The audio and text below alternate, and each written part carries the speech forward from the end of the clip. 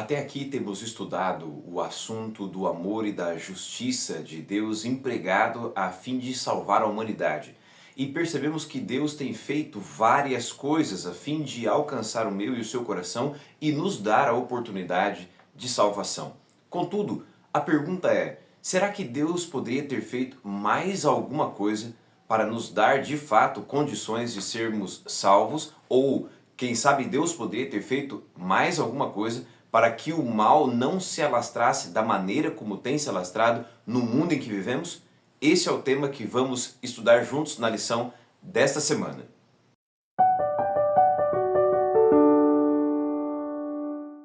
Olá, seja bem-vindo ao nosso canal e ao nosso encontro semanal para o estudo da Palavra de Deus e o aprofundamento através da lição da Escola Sabatina. Eu quero agradecer a sua presença aqui e, de modo especial, agradecer aos mais de 630 pessoas que já fazem parte ativa desta grande classe que se reúne a cada semana para juntos nos aprofundar no estudo da Palavra do Senhor. Obrigado pela sua presença aqui e obrigado porque, de modo especial, você tem deixado o seu like, o seu comentário, se inscrito no canal e compartilhado este conteúdo para que chegue a cada semana a mais de 1000 pessoas. O nosso objetivo é crescermos cada vez mais e fazermos desta classe uma grandiosa classe de estudo da Palavra de Deus. Por isso quero convidar, como sempre, você a continuar se inscrevendo no canal, compartilhando este conteúdo, deixando o seu comentário e também o seu like, para que este conteúdo e este material e este assunto que estamos estudando possa chegar a mais e mais pessoas. O nosso objetivo é alcançarmos 1000 pessoas e como alcançamos as 500 com a sua participação e contribuição, logicamente e de forma muito mais rápida, chegaremos ao nosso objetivo. Nessa semana estamos estudando a lição de número 11 do nosso trimestre. E o tema dessa semana é o que mais eu poderia ter feito. Um tema belíssimo, um estudo muito bonito sobre o tema que eu e você estudamos e vamos juntos nos aprofundar. Eu quero convidar você neste momento a uma breve oração, pediremos a direção e a bênção de Deus para o estudo e logo em seguida entraremos de cara naquilo que a lição dessa semana pode nos apresentar, ok? Onde você estiver, da maneira como você puder, vamos elevar o pensamento à presença de Deus. Maravilhoso Deus e Pai, nesta oportunidade queremos, em nome de Jesus, receber do Senhor o poder, o discernimento e a sabedoria para entender a Tua Palavra. Estamos diante de um tema tão bonito e importante e queremos do Senhor poder para entendê-lo. Mais do que isso, capacitação para colocá-lo em prática em nossa vida. Por isso, onde quer que um de nossos amigos e irmãos estão nos acompanhando neste momento, alcança-o e cubra-o de bênção, para que, por meio do Teu poder, da Tua graça, ele receba perdão e, de forma especial, possa, Senhor Deus, entregar a vida em Tuas mãos. Fica conosco e nos dirija, te pedimos por Jesus. Amém. Muito bem. Nós queremos ir diretamente ao assunto da lição desta semana, que tem como título, como eu disse, o que mais eu poderia ter feito. O verso para memorizar desta 11ª lição se encontra no Evangelho de João, no capítulo de número 18, no verso de número 34. E eu gostaria de convidar você a tomar em mãos a sua Bíblia, bem como também a lição da Escola Sabatina, para que eu e você possamos juntos ler o texto, darmos introdução e começarmos então esse estudo. O texto bíblico descrito na lição diz assim: Pilatos perguntou: Então, você é rei? Dirigindo então a pergunta a Jesus. Jesus respondeu: O Senhor está dizendo que eu sou o rei.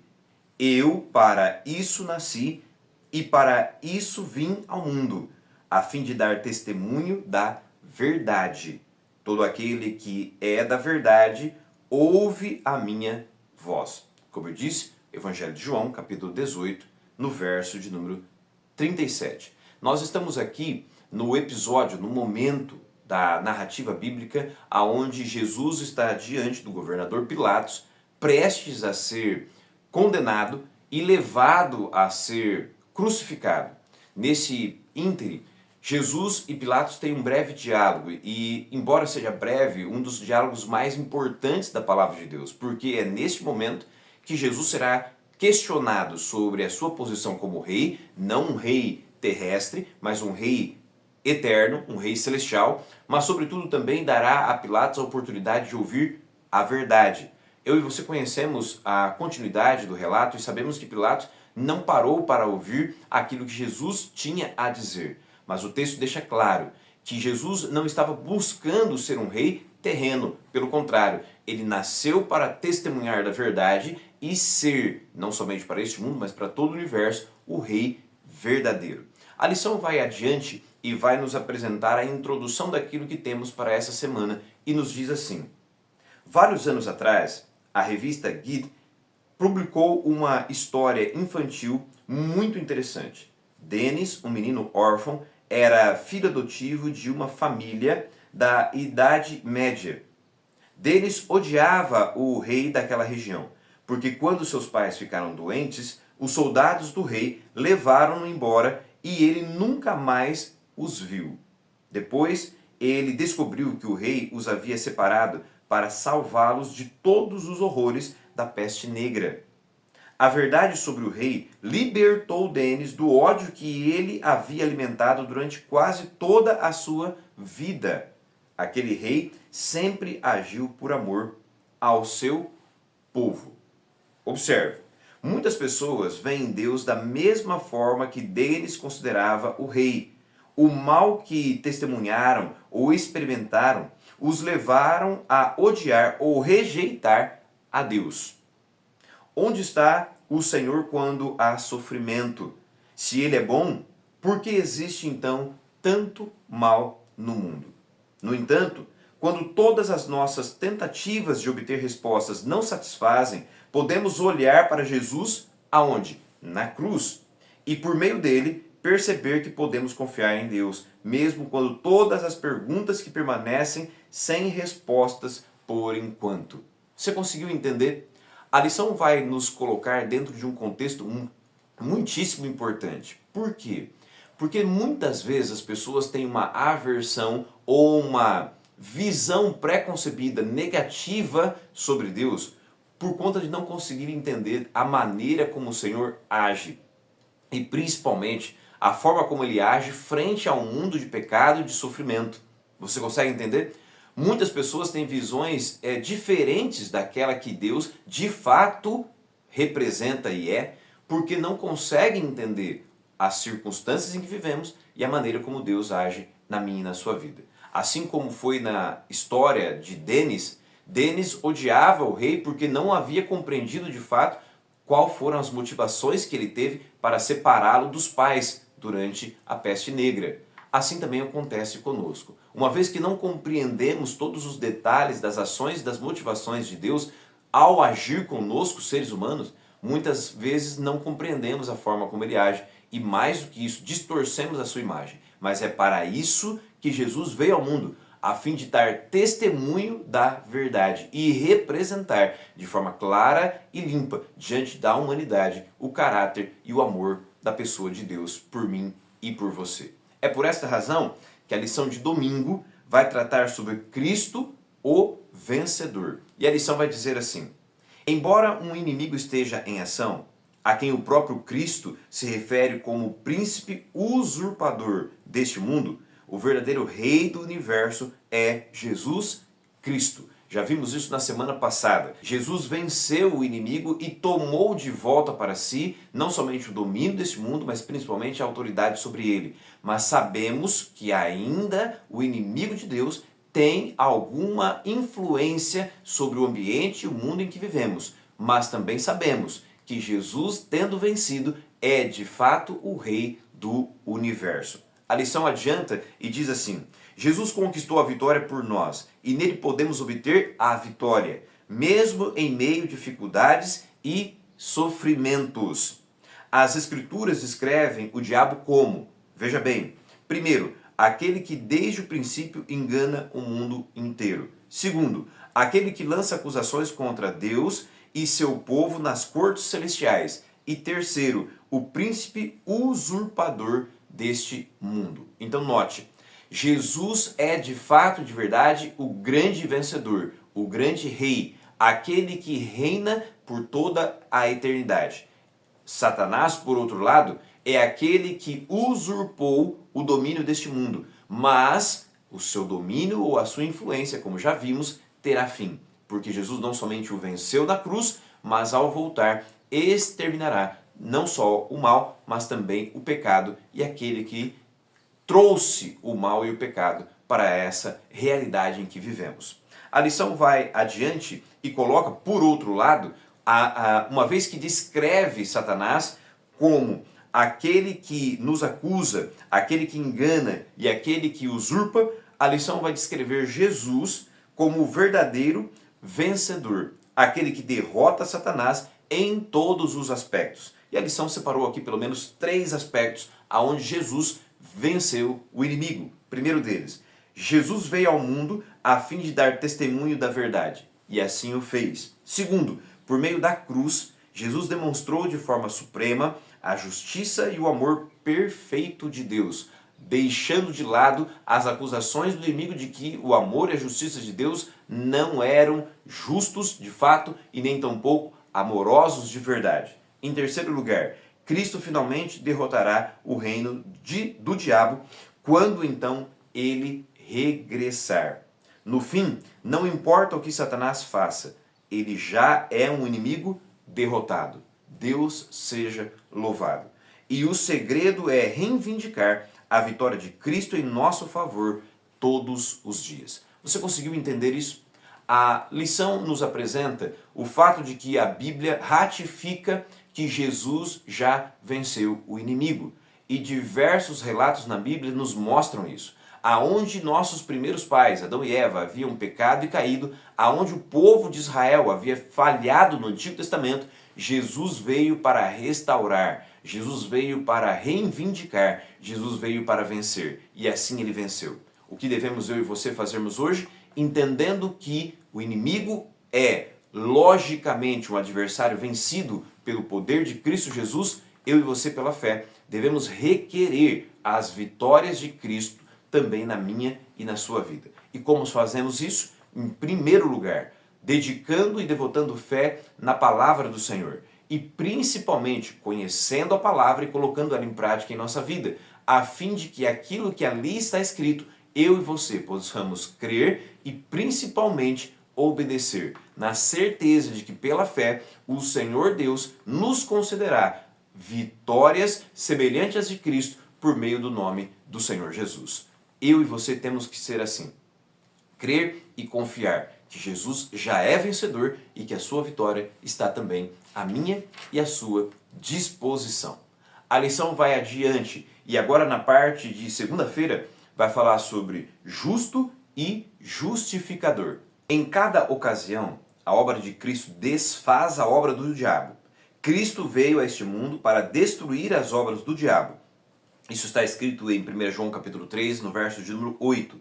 E para destruir aquele que tem o poder da morte, a saber, o diabo, conforme Hebreus capítulo 2, no verso de número 14. Primeiro por sua obra realizada na cruz, Jesus então já venceu o inimigo. Cristo refutou as acusações de Satanás. E no futuro, Satanás e seu reino serão definitivamente destruídos.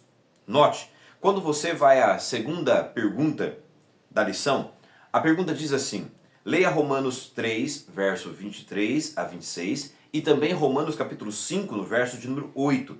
O que essas passagens revelam sobre a forma como Cristo destruiu as alegações do diabo. Lembra que as lições que estudamos até aqui demonstram que o inimigo tem acusado não só Deus, mas também a própria humanidade. Quando falamos sobre o caso de Jó, vimos que ele acusa a Deus de proteger a humanidade e acusa a humanidade de ser fiel a Deus somente por conta das benesses que o Senhor nos oferece. Acusações que são levantadas contra o caráter de Deus, bem como também contra o caráter de seus servos. Neste contexto, Romanos, em especial no capítulo 5, no verso de número 8, vai nos apresentar uma poderosa revelação sobre o amor e a ação de Deus para vencer o inimigo. No texto bíblico, a palavra do Senhor vai deixar claro que Jesus entregou na cruz do Calvário a vida em meu favor e em seu favor enquanto éramos ainda pecadores. Você consegue entender isso? Jesus morreu por mim e por você, ainda que estamos numa condição de pecado. O que isso revela para mim e para você sobre o amor de Deus por nós? Ele nos ama assim como somos. Ele nos ama assim como estamos. Isso não quer dizer, logicamente, que Deus, por nos amar como somos ou estamos, espera e deseja que eu e você permaneçamos da forma como estamos. De maneira nenhuma. Mas Ele nos amou e se entregou por nós, mesmo estando eu e você na condição em que estamos de pecado. Você consegue entender um amor desse? Você consegue resumir um amor desse? De maneira nenhuma. A Bíblia nos apresenta o amor e as ações de Deus em nosso favor, mesmo na condição em que nos encontramos, a fim de que Ele possa nos resgatar da maneira como estamos e nos dar condições e poder para chegarmos àquilo que Ele deseja que eu e você sejamos. A lição vai adiante e diz assim: o inimigo afirma que o Criador não é totalmente justo e amoroso. Contudo, em Cristo, Deus proporciona a manifestação suprema de seu amor e justiça, e Ele faz isso por meio da cruz do Calvário. Você consegue entender? Somente um Deus que ama e somente um Deus que é justo e quer de fato justificar seus filhos poderia agir desta maneira, vindo ao mundo, entregar a vida na cruz a fim de justificar você e resgatá-lo da condição em que está, a fim de lhe dar a condição desejável para que você viva com Ele a eternidade. Somente um Deus amoroso e justo poderia fazer isso por mim e por você. Qualquer outra medida ou qualquer outro pensamento ou caráter poderia esperar de mim, de você, primeiro reforma, primeiro crescimento, primeiro um desenvolvimento, primeiro uma santificação e perfeição, para depois nos oferecer a salvação. Deus em Cristo fez o contrário. Nos ofereceu primeiro a salvação, a fim de que por meio da sua morte na cruz, nós pudéssemos, através do seu exemplo, através do seu poder e através da sua palavra, sermos transformados naquilo que Ele deseja que eu e você sejamos. Não há amor maior do que esse, não há justiça mais poderosa do que essa, a fim de alcançar você e eu. A lição vai adiante e na parte de terça-feira fala sobre o cântico do meu amado. Eu confesso a você que de todos os textos e de todas as lições que nós estudamos nesse trimestre, este texto e esta parte da lição, sem dúvida nenhuma, é uma das partes mais bonitas da palavra de Deus. Por quê? Porque a lição vai dizer o seguinte: em meio ao conflito cósmico, Deus manifesta seu amor e justiça de maneira surpreendentes. No entanto, alguns podem perguntar: Deus poderia ter feito mais do que fez para prevenir ou eliminar o mal? O conflito indica que o Senhor agiu de forma a respeitar o livre-arbítrio, que era necessário para o desenvolvimento máximo das relações de amor entre Ele e a humanidade. Então veja, na maioria das vezes nós questionamos Deus. A palavra do Senhor diz que Ele é amor. A mesma palavra diz que Ele é eterno, que o seu poder é infinito, que Ele sabe todas as coisas e pode todas as coisas. Logo, vem à nossa mente a pergunta: se Deus de fato nos ama e é justo e pode todas as coisas, será que Ele não poderia ter feito algo mais? Será que Ele não poderia ter feito alguma coisa diferente para evitar a existência do mal ou até mesmo limitar a influência e o poder do mal sobre a vida humana? A palavra de Deus diz que Ele fez todo o possível. Você consegue entender? Tudo o que está e estava à disposição de Deus, Ele fez, limitado, respeitando as regras de engajamento que vimos na semana passada, sobretudo de forma importante, a questão do livre-arbítrio. Contando com essa questão extremamente importante, a Bíblia nos revela que Deus fez todo o possível e continua fazendo. A lição vai adiante e diz assim: Isaías, capítulo 5, verso de 1 a 4, nos traz uma parábola falando sobre a maneira como Deus age com o seu povo. E nesta parábola, o próprio Senhor questiona: poderia ser feito mais alguma coisa em favor do meu povo? Poderia ser feito mais alguma coisa em favor daqueles que eu estou buscando salvar? Observe, Isaías entoa ao seu amado um cântico a respeito de uma vinha. O dono da vinha é o próprio Deus, e a vinha representa o seu povo. De acordo com esses versículos, o dono da vinha, o Senhor, fez tudo o que se podia esperar para que sua vinha se desenvolvesse. A vinha deveria ter produzido bons frutos, mas produziu apenas uvas bravas, que outras versões bíblicas chamam de uvas azedas. Você consegue entender? Leia com cuidado e com espírito de oração Isaías capítulo 5, verso de 1 a 4, e você vai perceber a beleza desse texto e ao mesmo tempo a profundidade dele ao retratar o relacionamento de Deus com o seu povo. Nesse texto, como dissemos aqui, Deus é retratado como o Senhor da vinha, o dono que plantou uma vinha, e a vinha é o seu próprio povo. Contudo, o dono esperava que a vinha produzisse frutos bons, mas ela, pelo contrário, produziu uvas amargas, uvas bravas. O texto está nos mostrando que, de forma similar, de forma ilustrativa, Deus realmente fez tudo o possível por mim e por você, bem como pelo seu povo. Mas ao esperar o bem, recebeu em troca o mal.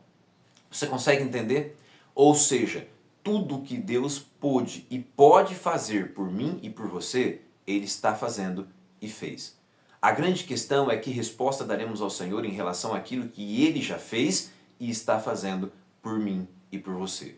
A lição vai adiante e ainda acrescenta o seguinte: a partir de Isaías capítulo 5, no verso 3, é o próprio Deus quem fala, convidando as pessoas para que julguem entre ele e sua vinha.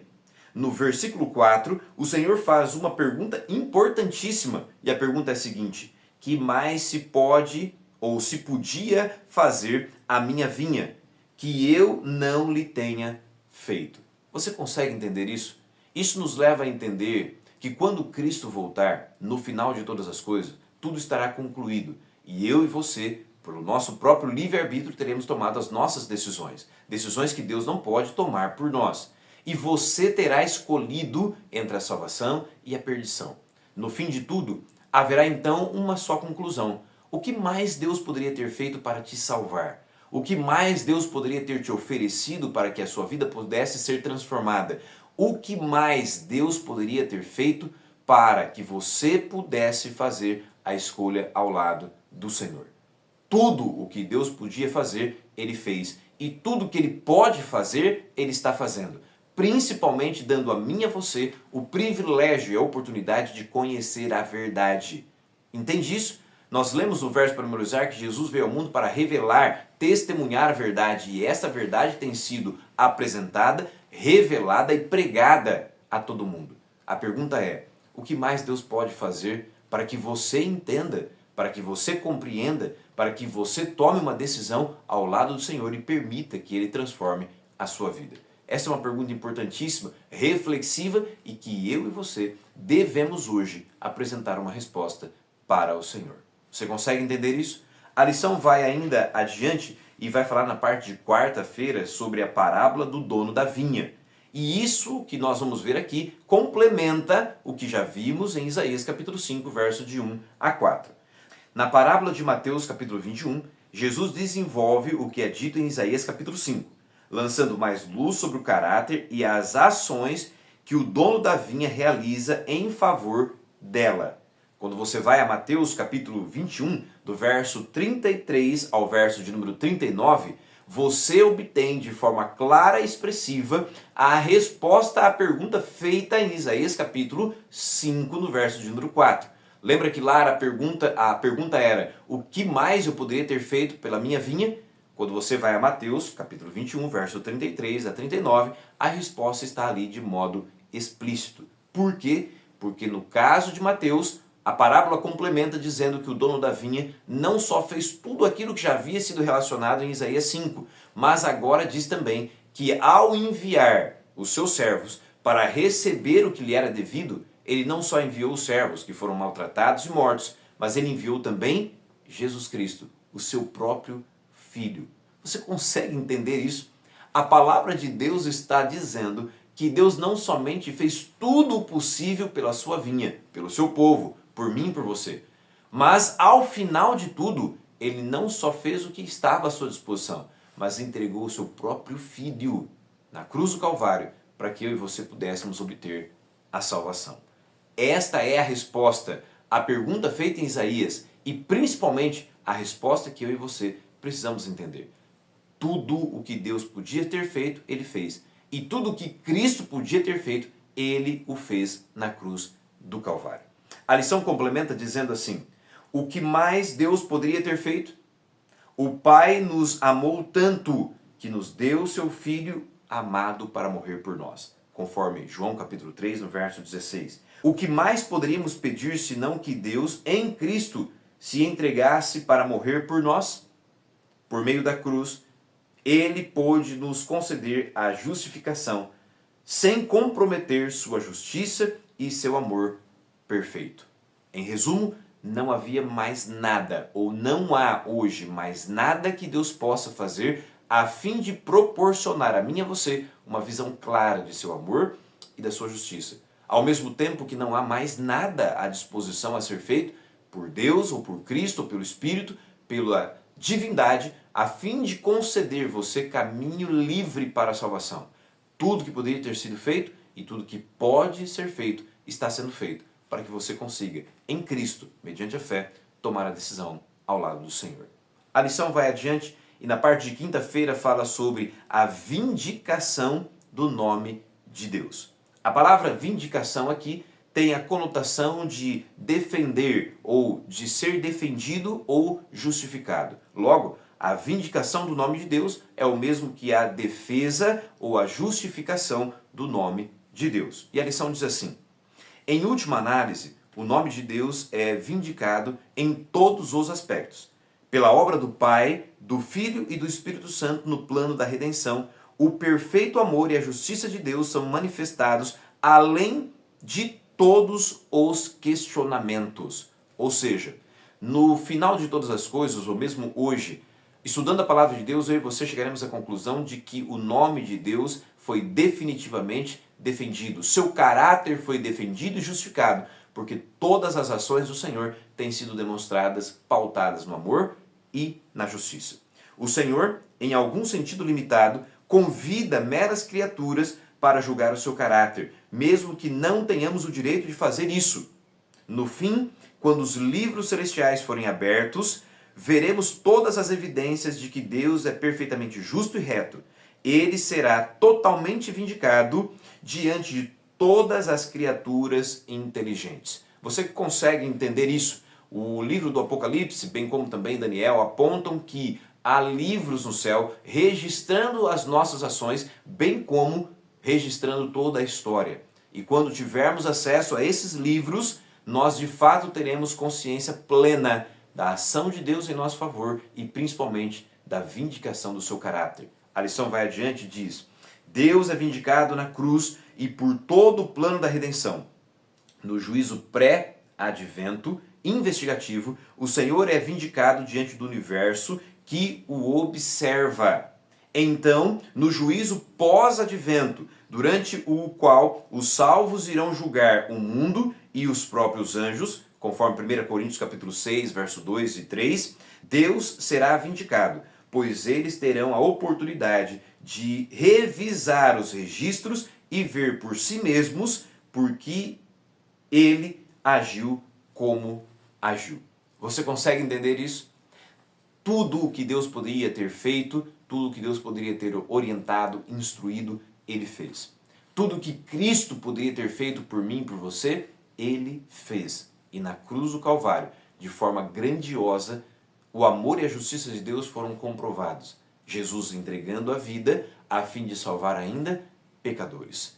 Por esta ação de Deus, fica inequívoco, fora de nenhum tipo de questionamento, se Deus de fato ama e de fato a sua justiça é para o nosso benefício. Que de modo poderosíssimo eu e você possamos dedicar tempo a contemplar este amor e principalmente estudar sobre ele na sua palavra, a fim de que as evidências do amor de Deus, não somente registradas na história, na Bíblia, mas principalmente na sua vida, deem a você condições plenas de confiar nesse Deus. Que Deus o abençoe de modo poderoso, Que essa semana seja para você e para sua casa e sua família uma semana de vitória. E por meio deste estudo extremamente importante, eu e você possamos compreender e principalmente aceitar de forma mais aberta, de forma mais sincera, o poder e o amor de Deus para a minha e para a sua vida. Nós nos encontramos na semana que vem e eu convido você mais uma vez, compartilhe e repasse esse conteúdo com muitas e muitas pessoas, para que mais e mais pessoas como eu e você possamos entender melhor o caráter e o amor de Deus, nele confiar e nele esperar. Que Deus o abençoe. Até semana que vem.